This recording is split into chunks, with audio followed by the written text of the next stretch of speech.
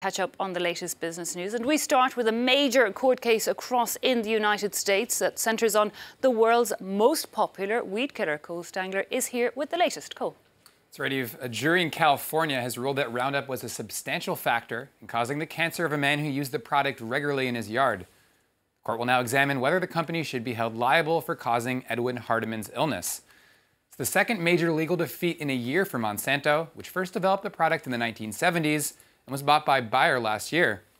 Last August, a separate state court in California also found Monsanto responsible for another man's cancer. Yuka Royer has more. A second court defeat in 7 months for Roundup over its health risks. A federal jury in San Francisco unanimously ruled in favour of the plaintiff, saying the weed killer played a significant role in causing the man's cancer.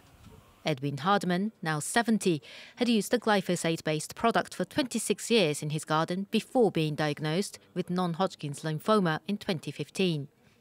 The ruling concluded the first of a two-phase trial. The second phase starts Wednesday to decide whether agrochemical giant Bayer, the owner of Roundup maker Monsanto, is liable for the damages. In a statement, the company vowed to defend the world's most popular weed killer. We have great sympathy for Mr. Hardeman and his family, but an extensive body of science supports the conclusion that Roundup was not the cause of his cancer. Bayer stands behind these products and will vigorously defend them. Tuesday's ruling deals a fresh blow to Bayer, which acquired Monsanto last June for $63 billion.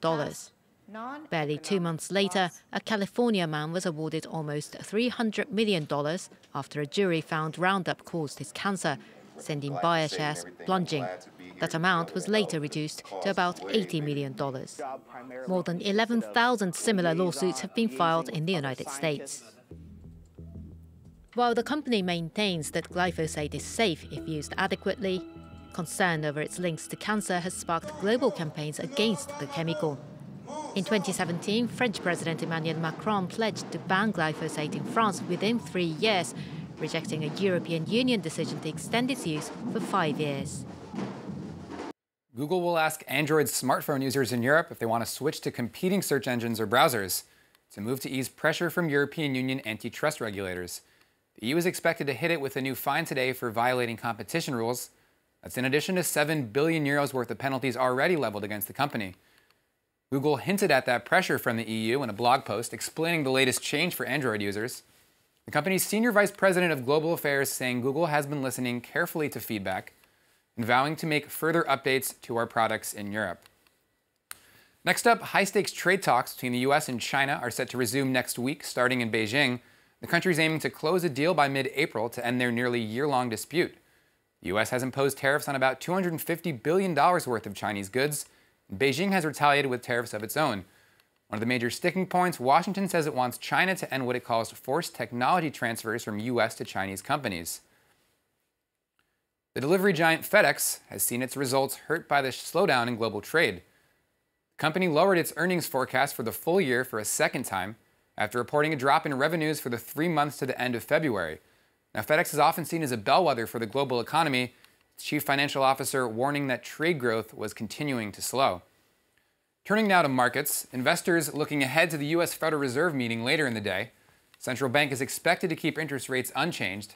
Major European indices down slightly at the opening. So you can see here the FTSE down nearly almost 0.9%.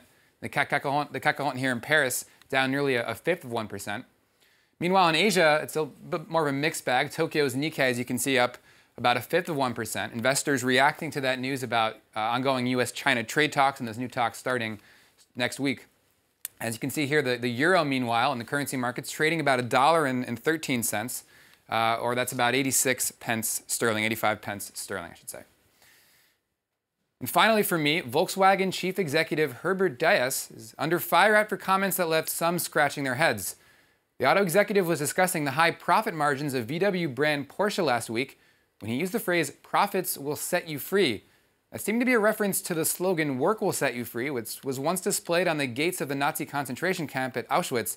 It left some shareholders aghast, though Diess has since apologized. Either way, Eve, perhaps not the best turn of phrase, a reminder in the end that words do matter a lot. Indeed, have to be extremely careful with that. Cole, thanks a lot for that business update. Thank you.